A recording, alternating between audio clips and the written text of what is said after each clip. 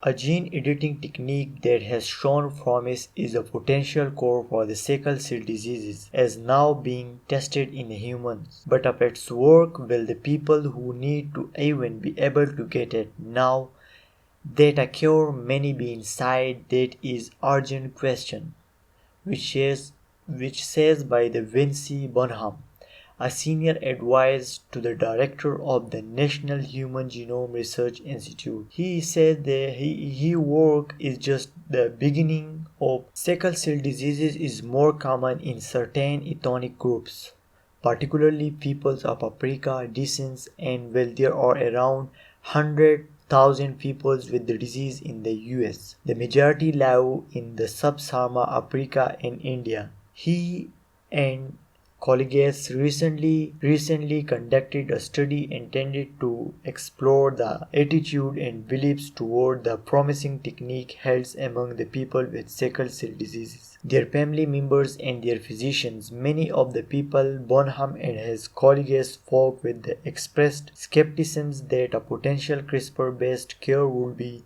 affordable and accessible to those who need it. All thought they did found renewed hope that also absorbed undertones to this hope, which they conclude stem in the part of dissent and the medical disparagement of the sickle cell diseases community. Beside a cure itself, he also need better and cheaper way to explain the benefits of this new technology.